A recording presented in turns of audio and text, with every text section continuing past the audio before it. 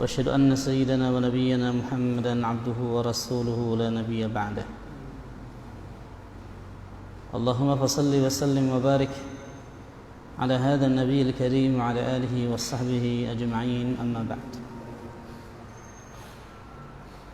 فقد قال الله تعالى في كتابه الكريم وهو أصدق القائلين: أعوذ بالله من الشيطان الرجيم وما أمروا إلا ليعبدوا الله مخلصين له الدين حنفاء ويقيموا الصلاة ويؤتوا الزكاة وذلك دين القيمة. صدق الله العظيم وصدق رسوله الحبيب الكريم ونحن على ذلك من الشاهدين. Para jamaah sekalian, para bapak ibu yang dimuliakan Allah Subhanahu wa taala, alhamdulillah segala puji dan syukur hanya milik Allah Subhanahu wa taala yang masih terus memberikan limpahan nikmat karunia-Nya kepada kita. Nikmat iman, nikmat Islam, nikmat sehat, alhamdulillah,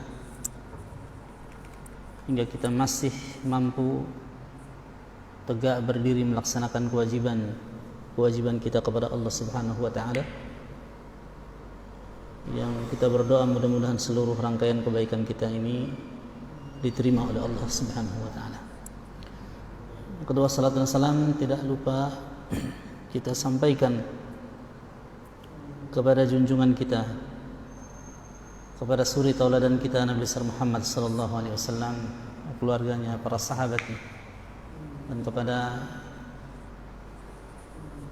umatnya yang masih setia mencintai beliau, menghidupkan sunnah-sunnahnya di dalam kehidupan. Para hadirin yang dimuliakan Allah Subhanahu wa taala, pada pertemuan kali ini kita akan membahas tentang alamat al-ikhlas, yaitu tanda-tanda keikhlasan. Jadi selalu kemudian di dalam Islam ini setiap amal perbuatan itu dia akan nampak, ya, akan nampak tanda-tandanya, ya. Dan ini sekaligus sebagai bukti, ya, kebenaran firman Allah Subhanahu wa taala dalam Al-Qur'an, ya, ketika Ia mengatakan kepada kita, simahum fi wujuhihim min atharis sujud. Jadi ibadah kita kepada Allah Subhanahu wa taala ini akan memberikan tanda, ya, memberikan satu bukti, ya, akan kebenaran apa yang kita lakukan itu. Dan Allah Subhanahu wa taala berkehendak kemudian untuk mengungkap bukti-bukti kebenaran ini untuk ditampakkan kepada makhluk, bahwa apa yang diturunkan Allah Subhanahu wa taala adalah sesuatu yang benar. Makanya Allah mengatakan sanurihim ayatina fil afaq wa fi anfusihim. Dan sungguh kami akan memperlihatkan tanda-tanda kebesaran kami, ya, di ufuk, ya, dan tanda-tanda kebesaran kami yang ada pada diri mereka. Wa fi anfusihim. Nah, ini. Jadi orang yang beribadah kepada Allah Subhanahu wa taala, ya, baik itu ibadah jasadiyah maupun ibadah qalbiyah, ya, maka dia punya tanda, gitu. Ya. Karena sesungguhnya apa yang nampak adalah refleksi dari apa yang ada dalam hatinya. Apa yang nampak dari, ya, yang kita lihat dengan mata kepala kita ini sesungguhnya adalah cerminan dari apa yang ada pada hati seseorang, ya. Makanya disinilah kemudian kita bisa melihat, ya, tidak sedikit kemudian Allah Subhanahu wa taala menjelaskan tentang tanda-tanda itu. Nah, salah satu di antara tanda seseorang itu baik hatinya di dalam beribadah kepada Allah, ikhlas, tulus di dalam beribadah kepada Allah Subhanahu wa taala, dia punya tanda yang nampak. Ya. bahwa dia adalah orang yang ikhlas. Ya. Makanya Allah Subhanahu wa taala ya, ketika menjelaskan tentang beberapa orang, tentang para nabi ya, dan kemudian ditutup dengan mengatakan innahu kana min ibadinal mukhlasin. Dia adalah termasuk di antara hamba-hamba kami yang ikhlas. Yang ditampakkan oleh Allah Subhanahu wa taala. Kalau kita baca kisah Nabi Yusuf alaihissalam dari awal hingga akhir tentang ujian, cobaan yang dihadapi oleh beliau alaihissalam gitu. Ketika beliau dibuang di sumur ya kan? Kemudian ia diperdagangkan ya, di pasar budak ya. Kemudian ia tinggal bersama dengan orang asing satu rumah ya. Dan di situ juga Allah uji dengan ujian yang berat dari Allah Subhanahu wa taala ketika beliau dirayu ya. Kemudian beliau ya, menolaknya dan akhirnya lebih memilih penjara daripada harus melakukan perbuatan keji itu ya. Ya. Dan kemudian ia harus menghadapi saudara-saudaranya yang hasad dan dengki kepadanya itu ya. Ini ujian demi ujian yang luar biasa. Ketika ia mampu tegar dengan ujian itu, bersabar dengan ujian itu, kemudian Allah katakan innahu kana min ibadinal mukhlasin. Ya, termasuk di antara hamba-hamba ya, kami yang ikhlas ya. Begitu pula Nabi Musa alaihissalam ya. Wadhkur fil kitabi Musa innahu kana mukhlasan wa kana rasulan nabiyya. Dan ingatkanlah akan Musa ya, di dalam Alkitab ya. Innahu kana mukhlasan wa kana rasulan nabiyya. Sungguh ia adalah termasuk hamba-hamba kami yang ikhlas dan seorang rasul dan seorang nabi. Jadi Allah Subhanahu wa taala memberikan itu ya, tanda-tanda itu. Dan ini kita akan sedikit mengungkap, mudah-mudahan paling tidak dari sekian tanda-tanda itu, nah di dalamnya ada kita di situ, mudah-mudahan. Nah, para hadirin berbahagia, yang pertama adalah salah satu tanda bahwa keikhlasan itu hadir di dalam hati kita adalah apa? Kita ini ya takut akan popularitas. Ya. Jadi takutnya kita kepada asyuhrah ya, kemasyhuran, popularitas ya, atau sekarang viral ya, ya, media itu. Kalau sekarang viral itu berarti kan populer gitu ya. Ya. Ini artinya dalam diri kita masih ada, di situ ada keikhlasan. Apalagi kita hari-hari ini ya, kita hidup di zaman hampir semua orang terkena fitnah popularitas. Tidak ada seorang pun yang tidak kena. Hari ini kita berada sekarang pada dimensi ya, ruang bahwa popularitas itu menjadi satu kebutuhan. Ya. Bahkan seorang orang sekarang melakukan apa saja yang penting dia populer. Walaupun kalau ditimbang misalnya secara nilai, ya, secara akhlak, dia melakukan penyimpangan akhlak. Akhlak menyimpang itu kemudian dipopulerkan menjadi jembatan dia meraih tangga popularitas itu. Ya kan? Ada seorang anak muda yang penting ingin ya, populer dia. Ya, dia melakukan satu eksperimen sosial dengan apa? Dengan memberikan sedekah. Ya, sedekahnya isinya apa? Isinya sampah. Gitu ya. Jadi sampah dia isinya dan diberikan. Ya. Ya. Karena tujuannya apa? Popularitas. Sekarang apa saja. Yang penting orang populer. Yang penting dia cepat meraih tangga popularitas itu, walaupun dia menyimpang. Makanya ada istilah ya, di orang Arab namanya khalif tu'araf. Ya. Khalif tu'raf artinya apa? Nyelenehlah kamu gitu ya, maka kamu akan dikenal gitu. Sekarang jadi begitu. Kenapa? Karena orang berusaha mengejar itu, mengejar kemasyhuran, mengejar popularitas, hingga semua nilai-nilai itu kemudian dia indahkan. Dia tidak pedulikan lagi baik buruknya, yang penting dia populer. Nah itulah. Nah, sekarang bagaimana? Bagaimana kita tidak ingin populer, kemudian kalau kita ya semua ya kita semua sekarang hari ini memiliki ya fasilitas media sosial gitu.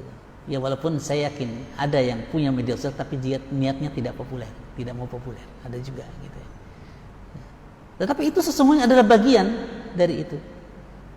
Ya. Makanya di sini kemudian pentingnya meluruskan niat di dalam hal apapun gitu ya. Ya.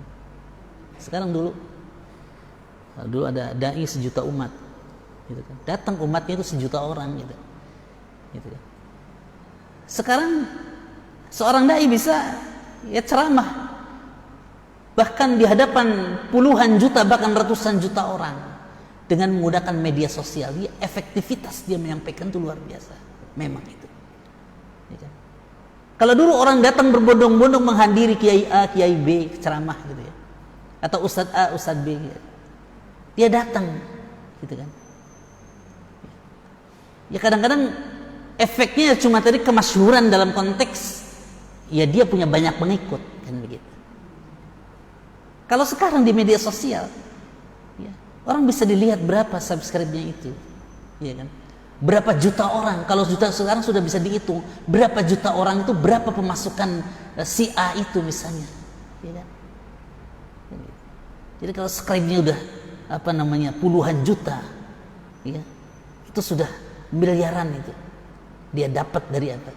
Dari media sosial itu. Ya. Gitu. Nah, saudara kaum muslim berbahagia, maka ini. Jadi satu sisi dia menjadi media yang efektif dalam berdakwah, tapi satu sisi dia membawa sesuatu ya, yang harus kita waspadai. Ya. Karena mau tidak mau memang ini adalah godaan. Popularitas adalah godaan. Makanya Allah Subhanahu wa taala jauh-jauh hari berpesan kepada Rasul sallallahu alaihi wasallam mengatakan wala tamuddanna 'ainaika ila ma matta'na bihi azwajan minhum zahratal hayatid dunya linaftinahum fi. Jadi ada fitnah nanti kata Allah Subhanahu wa taala, yaitu zahratal hayatid dunya. Bahkan kehidupan dunia ini seluruhnya adalah fitnah. Di situ ada fitnah jabatan, fitnah al-mal, fitnah katakanlah suami bagi istrinya atau fitnah istri bagi suaminya gitu kan. Ada fitnah popularitas, fitnah kekuasaan dan lain sebagainya. Ya. Azwajan minhum zahratal hayatid dunya linaftinahum fi, dan itu semua adalah merupakan fitnah, merupakan ujian bagi siapa? Bagi kita untuk menghadapinya. Ya, fitnah bagi hati kita, ujian bagi hati kita. Gitu. Makanya di situ kemudian Allah mengingatkan bahwa warizqu rabbika khairu wa abqa, bahwa rezeki Allah itu lebih baik dan lebih abadi. Itu apa? Akhirat. Jadi sehebat apapun dunia maka akan hilang. Sedahsyat apapun raihan capaian materi dunia yang kita capai hari-hari ini, dia akan hilang. Ya. Ma indakum yanfadu wa ma indallahi baq, kata Allah itu. Dan apa yang ada pada dirimu itu akan lenyap, kata Allah. Dan apa yang ada di sisi Allah maka dia adalah yang abadi, abadi. Wa ma indallahi baq. Jadi makanya jangan terjerumus kepada fitnah itu. Fitnah dunia ini, dan salah satunya adalah popularitasnya. Makanya Rasulullah SAW ketika beliau Fathu Makkah, ketika Makkah ditundukkan, ketika Makkah ditaklukkan dan mereka semua menyerah, masuk ke dalam Islam ini, ketika Nabi SAW masuk ke dalam kota Makkah ini, surat yang turun adalah idza jaa nasrullah. Orang biasanya fitnah kemenangan, ya. Euforia kemenangan itu berbahaya, ya. Orang biasa kalau menang itu gembiranya luar biasa, apalagi sekian lama tertindas dan kemudian Allah menangkan. Itu bisa dibayangkan bagaimana kemudian kegembiraan yang bergejolak, ya, bahkan di hati Rasul kita Muhammad SAW dan para sahabatnya ketika itu. Maka turunlah firman Allah itu suratun Nasr, idza jaa nasrullahi wal fath wa ra'aitan nasa yadkhuluna fi dinillahi afwaja. Lihat, melihat orang berbondong-bondong masuk Islam, ya. Jadi secara kuantitatif umat Islam ini bertambah jumlahnya setelah sekian lama Rasulullah SAW menempuh jalan kesulitan di dalam merekrut, di dalam berdakwah. Tapi hari itu Allah buka dan Nabi SAW melihat manusia berbondong-bondong, yadkhuluna fil islami afwajan. Nah, di sini Allah baru kemudian memasukkan pesannya itu dalam menyikapi kemenangan, dalam menyikapi popularitas, di dalam menyikapi segala prestasi dan capaian dunia itu, mengatakan perintahnya apa? Fasabbih bihamdi rabbika wastaghfir. Bertasbihlah dan beristighfarlah kepada Allah. Tasbih, ya, mensucikan Allah Subhanahu wa taala. Subhanallah, subhanallah, subhanallah. Jadi kembali kemudian segala capaian prestasi itu di situ tidak ada peranan kita. Karena seluruhnya adalah Allah Subhanahu wa taala dan kita tidak punya peranan di situ. Maka kita diingatkan oleh Allah agar kita tidak terjebak kepada apa? Kepada sikap gurur, tertipu dengan apa? Dengan capaian-capaian prestasi duniawi itu. Ya. Maka di sini Allah mengatakan perintahnya, fasabbih bihamdi rabbika wastaghfir, dan istighfarlah. Istighfar, kenapa istighfar perintahnya? Karena tidak ada hasil capaian ibadah seorang hamba kepada Allah kecuali ada cacatnya. Gak ada yang sempurna. Kemenangan yang engkau raih ini wahai Muhammad, kata Allah Subhanahu wa ta'ala, itu pasti ada cacatnya. Maka untuk menutup cacat itu bagaimana caranya? Istighfar kepada Allah. Kenapa dalam kita salat, setelah salat kita istighfar? Setelah kita melakukan amal kita istighfar. Kenapa? Karena kita yakin bahwa amal kita ini gak sempurna. Maka saudara masih berbaik. Maka di sini, maka dalam tafsir kemudian ditafsirkan di ayat surat Thaha ayat 131 mengatakan, wa minal ightirari bid dunya was-sa'yi khalfa syuhrati wa bariqah. Nah itu maksudnya di sini adalah tertipu dengan kehidupan dunia. Salah satu di antara tandanya adalah apa? As-sa'yu khalfa syuhrah, berusaha meraih popularitas. Nah, saudara masih berbahagia. Nah, nih. Jadi Allah Subhanahu wa taala mengingatkan ini kepada kita. Ya, orang sekarang punya hak untuk silahkan punya ketenaran, punya popularitas, silakan. Ya, tapi ingat, ketika saat kita berjalan menuju Allah Subhanahu wa taala, kita harus melepaskan seluruh popularitas itu.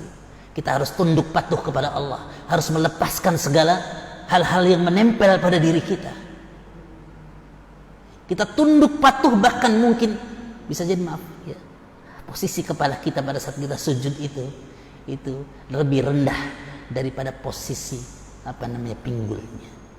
Ya, sesuatu yang tiap hari kita gunakan untuk apa? Untuk membuang kotoran kita.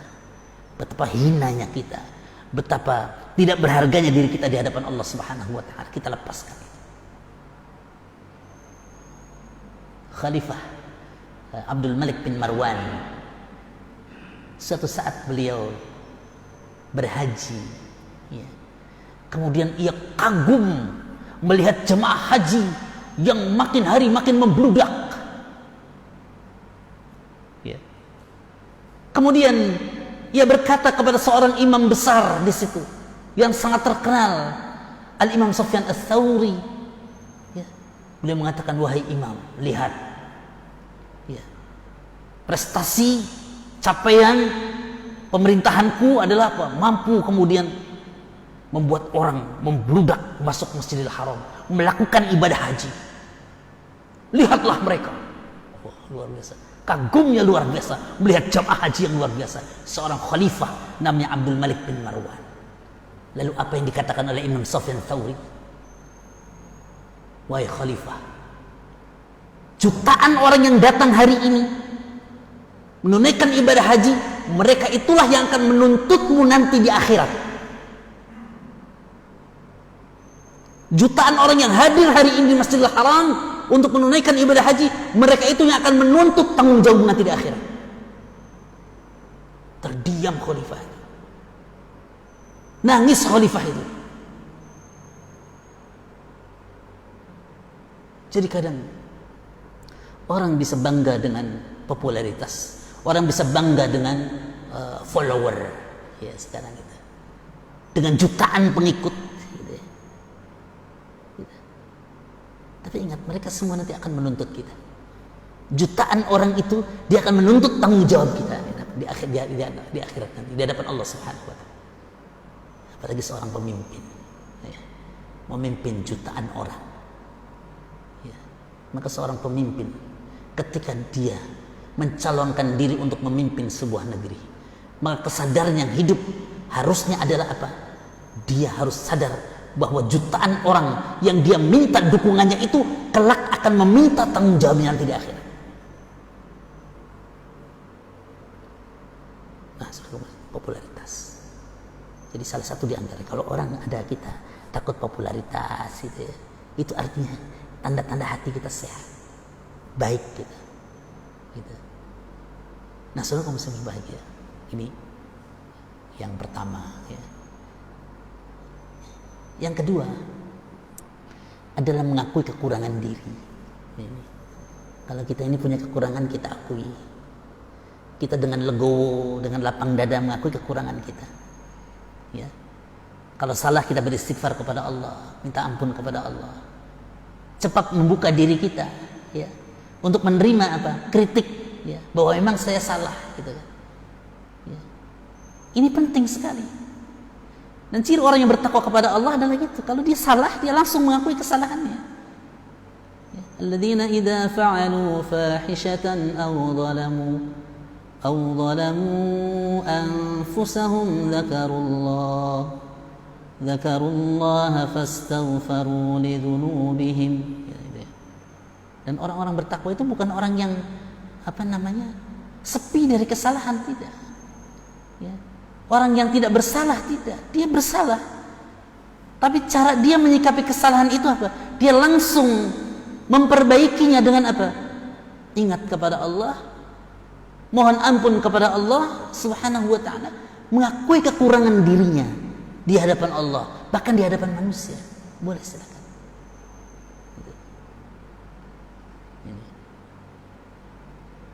Nah, saudara masih berbahagia. Ini ya. Jadi Nabi Adam, ya, itu bersalah betul, ya. Iblis juga salah.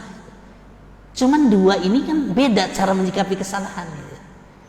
Nabi Adam salah, dia langsung ngakuin kesalahannya, ya kan? Rabbana zalamna anfusana wa illam taghfir lana wa tarhamna lanakunanna minal khasirin. Itu pengakuan, itu ngaku dia salah. Nah, iblis nggak mau dia salah. Malah dia mengatakan dengan congkak, ana khairum min, khalaqtani min narin wa khalaqtahu min tin. Gitu. Aku lebih baik dari dia, ya Tuhan. Aku diciptakan dari api, dia dari tanah. Aku lebih baik dari dia. Gitu. Nah, ini fitnah senioritas. Ya. Orang yang merasa senior, merasa dia nggak punya salah, gitu ya. Karena iblis itu lebih senior dari siapa? Dari Adam kan. Ini. Kalau Adam itu juniornya kan gitu. Juniornya. Iblis sebelum Nabi Adam alaihissalam tercipta, dia sudah memimpin para malaikat. Malaikat dia pimpin itu. Ya. Gitu. Jadi kalau dari senioritas ya jauh dengan Adam. Tapi justru itu yang menutupi hatinya untuk mengakui kesalahannya, tidak mengakui keteledorannya itu. Dia malah sombong dan congkak di hadapan Allah Subhanahu wa taala. Nah, saudaraku masih berbagai ini. Makanya kadang maksiat yang berujung taubat itu, ya, itu lebih baik dari apa? Dari ibadah yang berujung rasa bangga. Gitu ya. Orang salah, taubat itu lebih baik daripada ibadah di ratusan tahun, ribuan tahun, kemudian justru melahirkan rasa bangga akan ibadahnya itu. Na'udzubillah. Maka saudara masih bahagia ini. Jadi mengurangi kekurangan diri. Kalau kita mengakui ada, oh ya saya salah, saya ada kekurangan, ya, itu akan membuat dirinya tenang, ya. Dan satu sisi itu adalah tanda bahwa dia adalah orang yang, ya, punya keikhlasan dalam dirinya. Dia tidak mengklaim dirinya itu maksum, ya, terjaga dari dosa, tidak. Karena Nabi SAW mengatakan kullu bani Adam khata' wa khairul khata'in at-tawwabun, kata Nabi SAW. Semua anak cucu Adam itu, manusia itu, ya, bersalah, ya, sering berbuat salah, kata Nabi SAW. Dan sebaik-baiknya orang yang sering berbuat salah, kata Nabi SAW, adalah orang yang apa? Oleh orang yang bertaubat kepada Allah, beristighfar kepada Allah, fastaghfiru li dzunubihim. Nah, jadi kurangan dirinya. Ya. Ya, tidak usah mencari kambing hitam. Nah, kadang-kadang dia udah salah, dia cari kambing hitam, itu yang salah. Ya. Gitu. Makanya Allah mengatakan wa may ya'mal su'an aw yadhlim nafsahu thumma yastaghfirillaha yajidillaha ghafurar rahima. وَمَنْ يَكْسِبْ خَطِيئَةً أَوْ إِثْمًا ثُمَّ يَرْمِ بِهِ بَرِيئًا فَقَدِ احْتَمَلَ بُهْتَانًا وَإِثْمًا مُبِينًا. Barang siapa yang melakukan tindakan dosa, وَمَنْ يَكْسِبْ إِثْمًا أَوْ يَظْلِمْ نَفْسَهُ, atau dia berbuat dosa, ثُمَّ يَرْمِ بِهِ بَرِيئًا, kemudian dia menuduh orang lain, ya, melakukannya, ya, dia tidak mau mengakui dirinya salah, malah dia justru cari kambing hitam itu untuk menyalahkannya. Faqad ihtamala buhtanan wa itsman mubina. Maka dia telah melakukan kebohongan besar dan dia telah melakukan tindakan dosa yang besar. Selalu bisa berbahagia. Jadi mengakui kekurangan diri. Maka ini juga adalah merupakan tanda sikap rendah hati seseorang, ketawaduan seseorang di hadapan Allah Subhanahu wa taala. Yang ketiga, nah, mulai suka dengan menyembunyikan amal. Ya, walaupun tidak semua amal disembunyikan, tapi paling tidak kita punyalah satu, ya, amal yang kita sembunyikan, orang nggak perlu tahu, gitu. Karena kita nggak mungkin kadang-kadang semua amal disembunyikan, kan nggak mungkin. Kalau kita hidup bersosial, gitu kan, ya susah untuk menyembunyikan amal. Nggak apa-apa, tapi paling tidak ada satu amalan yang tersembunyi yang orang nggak tahu kita beramal. Ya. Amal itu bisa amal fisik atau bisa menjadi amal hati. Nah, amal hati apalagi orang nggak pada tahu, ya kan? Orang nggak perlu tahu apa yang kita lakukan di rumah kita. Ya cukuplah istri kita tahu dan lain sebagainya, apa kebiasaan kita di rumah, kebaikan apa yang kita lakukan, itu sudah menjadi bagian daripada kebaikan. Ya, gitu. Makanya Nabi SAW mengatakan dalam satu hadis yang sahih, dia mengatakan man istata'a minkum an yakuna lahu khabi'un min amalin salih falyaf'al. Barang siapa yang mampu dari kalian untuk punya satu amal soleh yang disembunyikan, satu amal soleh yang disembunyikan, maka lakukanlah, kata Nabi. Kalau ada satu amal soleh, zikir misalnya, itu bisa. Jadi kan dia menjadi amal soleh kita. Zikir kepada Allah Subhanahu wa taala. Apa lafaznya? Banyak zikir itu. Kita bisa ambil salah satu zikir itu. Subhanallah bihamdi, subhanallahil azim. Ya, enggak apa-apa. Kita zikirkan itu, kita dawamkan itu. Ya. Atau kita bersedekah sembunyi-sembunyi, tidak tahu. Ya, orang di sekitar kita tidak tahu, mungkin bisa jadi anak istri kita nggak tahu kita sedekah. Ya. Gitu. Maka sembunyikan. Kata Nabi SAW, "Falyaf'al", maka lakukan kalau kita bisa itu. Enggak perlu semua amal, kata Nabi SAW. Tapi apa? Satu amal soleh saja. Satu amal saja. Ya. Nah, ini penting. Kenapa? Karena ya, semua keburukan kita nanti di akhirat akan diungkap oleh Allah. Yauma tubalas sarair, pada hari di mana semua yang rahasia itu akan diungkap oleh Allah. Yang buruk-buruk akan diungkap oleh Allah. Kita butuh yang tersembunyi itu untuk apa? Agar Allah tidak mengungkap keburukan kita. Ya. Makanya kita doanya Allahumma astur aurati wa amin rawati. Ya Allah, ya kan? Tutuplah auratku, keburukan-keburukanku jangan ditambahkan. Ya.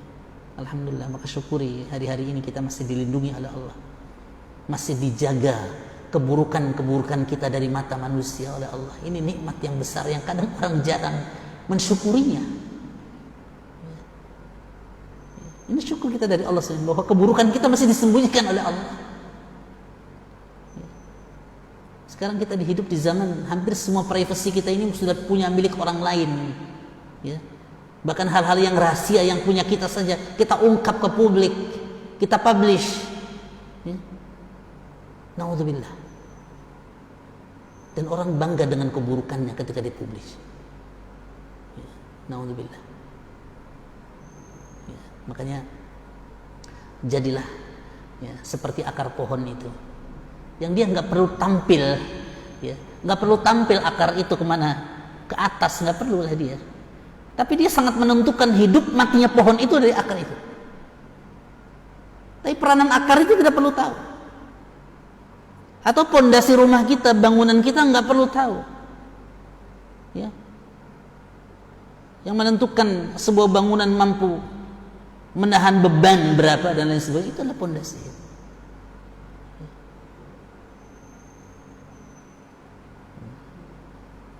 Atau ikhlas seperti gula dan kopi itu, ya kan? Kalau kita bikin kopi, ya kan, gitu kan? Kalau kopinya terlalu pahit, yang disalahin siapa, Pak? Gula yang disalahin. Terlalu manis, yang disalahin juga gula juga itu. Tapi kalau enak tuh, ya, enak banget kopinya itu, bukan enak gulanya itu. Kalau takarannya pas itu antara kopi dan gula, dia mengatakan, wah mantap banget kopinya, gitu. Gula mah nggak pernah disebut-sebut. Ya.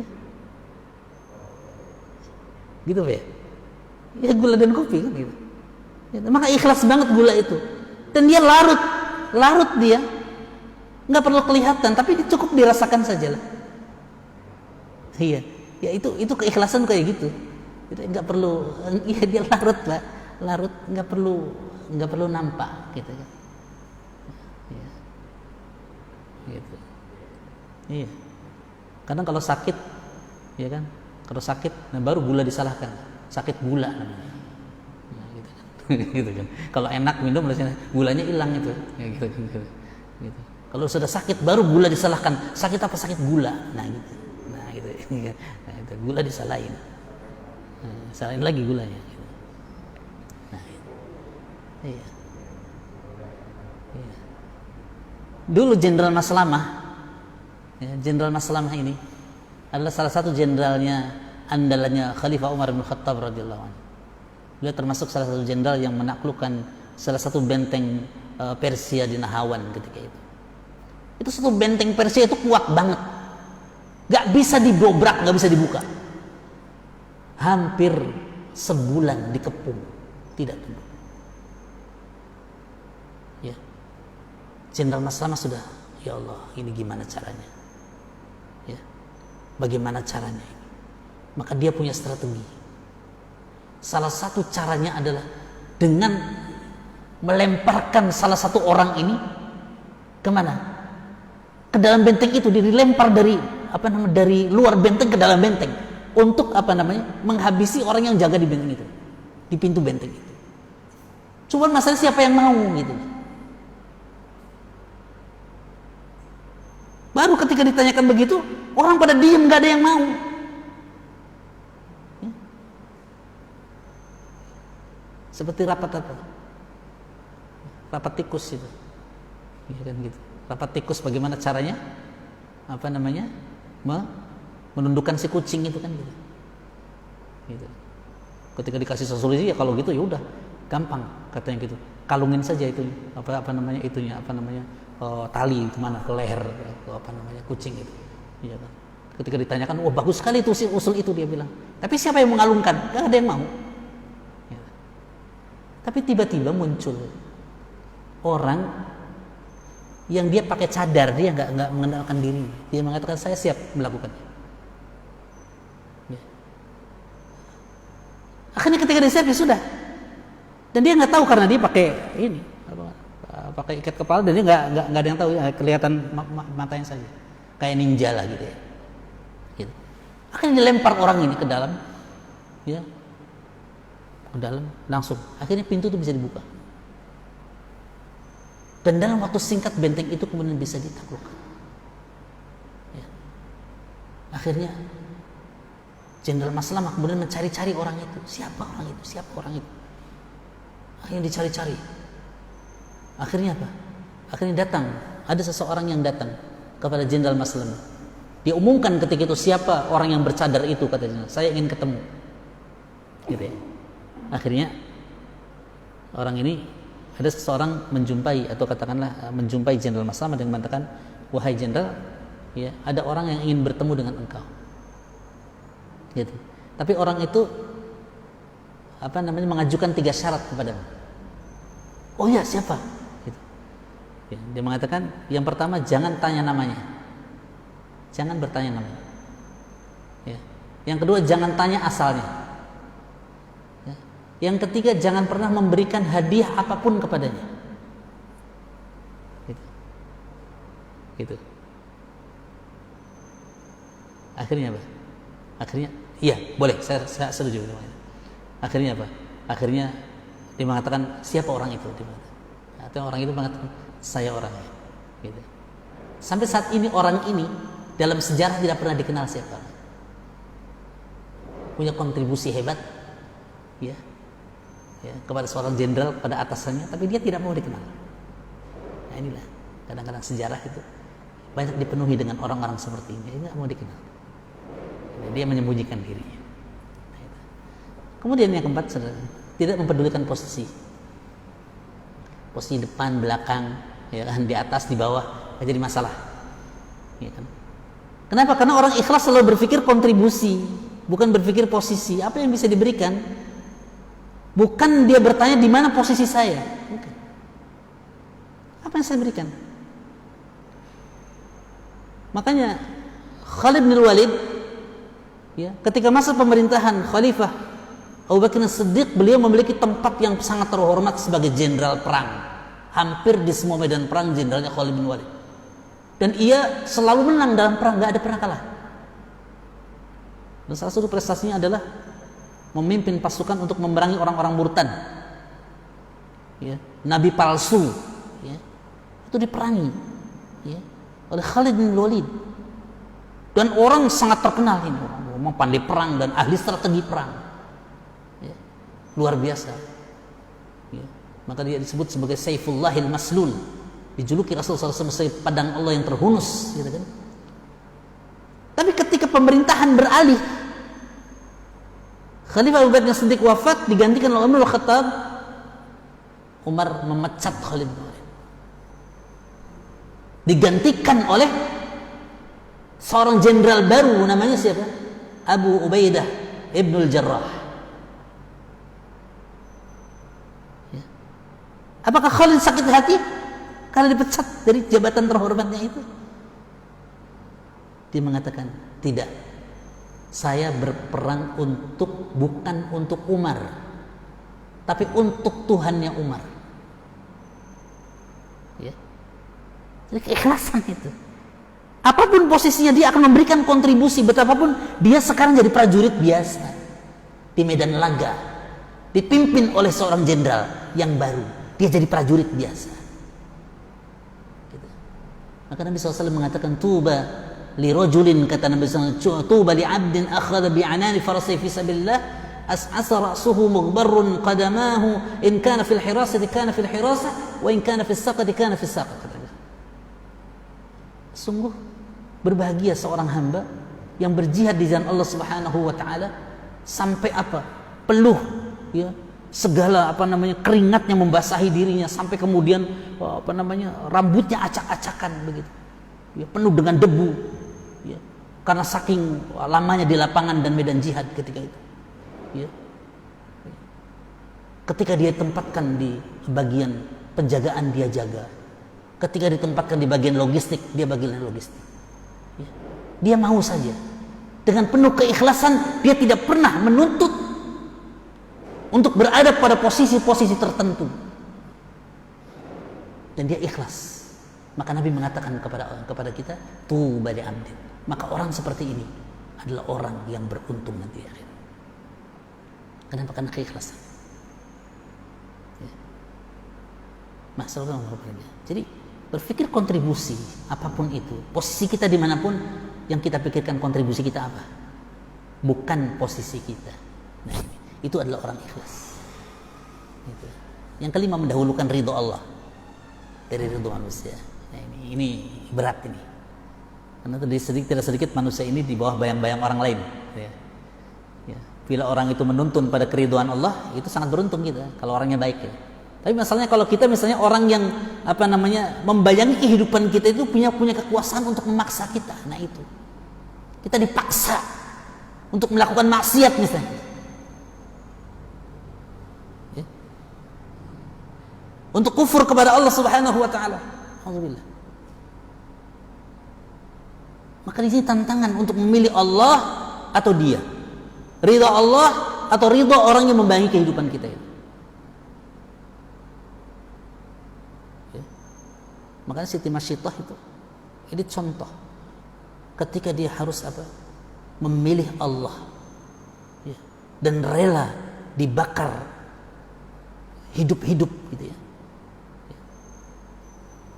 daripada dia ikut tuannya, gitu ya.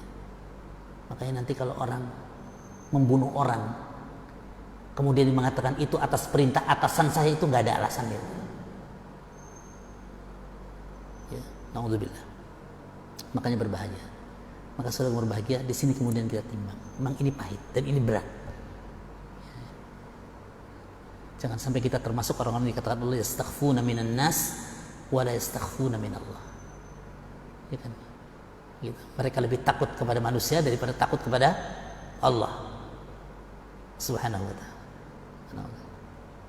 Gitu. Mereka lebih mencari ridho manusia daripada ridho Allah Subhanahu wa ta'ala. Maka ini yang berat. Dan ini adalah satu tantangan keikhlasan yang berat adalah itu. Ketika kita harus menempatkan ridho Allah, ya, memilih ridho Allah daripada ridho manusia. Kemudian yang kedua, cinta dan marahnya karena Allah. Yang kedua, cinta marah kita karena Allah. Maka kata Nabi SAW, awsaqu waral iman al-hubbu fillahi wal bughdu fillah. Dan ikatan iman paling kuat itu adalah cinta karena Allah, marahnya karena Allah. Makanya kita harus hati-hati memanage dua hal ini, memanage cinta dan memanage marah. Gitu. Dua-duanya bisa berbahaya, Makanya para salafus salih mengatakan satu nasihat kepada kita, la takun mimman idza ghadiba akhrajahu ghadabuhu 'anil haqq wa la takun mimman idza radiya adkhalahu ridahu fil batil. Jangan kamu menjadi seseorang yang ketika kamu marahmu itu mengeluarkan kamu dari apa? Dari kebenaran, dari al-haq. Ya. Dia tidak lagi kemudian mampu bersikap adil kepada siapa? Kepada orang yang kita marah itu. Allah mengatakan wala yajrimannakum syana'anu qaumin ala alla ta'dilu i'dilu huwa aqrabu littaqwa. Janganlah kebencian kita kepada suatu kaum kemudian menyebabkan kita apa? Tidak bisa berlaku adil. Wala takun mimman idza radiya adkhalahu ridahu fil batil. Tapi juga jangan kamu menjadi orang, ya, yang ketika kamu cinta kepada seseorang kemudian cinta itu membuka pintu kompromi kepada kebatilan. Nauzubillah. Jangan sampai. Karena kita cinta banget kepada si A, cinta banget pada si B misalnya gitu ya, dan dia berbuat batil, kemudian kita apa? Kita mentolerirnya, kita berkompromi dengannya, kita memaafkannya, bukan malah kita menghentikan kebatilannya itu. Unsur akhaka dzaliman aw madluman, kata Nabi SAW. Ya. Kata Nabi SAW, tolonglah saudaramu itu ketika dia dizolimi dan sedang berbuat zalim, kata Nabi SAW. Nah, kata Nabi, ya Rasulullah, kata para sahabat, ini kalau kita biasanya nolong orang yang dizolimi, tapi bagaimana kita menolong orang yang berbuat zalim? Hentikan kezalimannya, kata Nabi SAW. Itu caranya. Maka kita mewaspadai ini, ya. Cinta dan marah itu bisa menjadi bumerang kalau kita tidak bisa memanagenya dengan baik. Dan itu salah satu di antara tanda cinta, keikhlasan kita kepada Allah Subhanahu wa taala. Jadi al-bughdhu fillah wal hubbu fillah. Al-hubbu fillah wal bughdhu fillah. Jadi, nah, ini salah satu di antara tandanya. Yang ketujuh, sabar. Sabar itu butuh keikhlasan. Ya, karena pada akhirnya kemudian keikhlasan itu akan diuji, ya kan? Dan kita butuh sabar, ya. Butuh nafas panjang, gitu ya. Gitu. Makanya para nabi itu dakwahnya bukan setahun 2 tahun, bertahun-tahun, gitu ya. Nah, itu. Kemudian gembira melihat kawan punya kelebihan, itu salah satu di antaranya. Nah, kemudian sikap responsif kepada kebaikan. Nah, itu. Ini salah satu tanda-tanda keikhlasan kita kepada Allah Subhanahu wa taala. Mudah-mudahan mungkin ada salah satu di antaranya menjadi sesuatu yang kita rasakan, dan sesuatu tanda itu ada pada diri kita. Yang mudah-mudahan kita termasuk orang-orang yang sedang belajar ikhlas, ya kan, menuju Allah Subhanahu wa taala. Demikian barangkali sedikit yang perlu saya sampaikan. Mudah-mudahan yang sederhana ini ada manfaatnya untuk saya pribadi dan untuk jemaah sekalian. Demikian aku qouli hada, wassalamualaikum warahmatullahi wabarakatuh.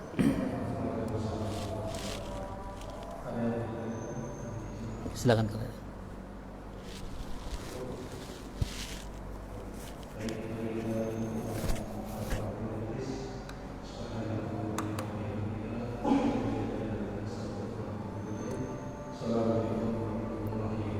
Waalaikumsalam.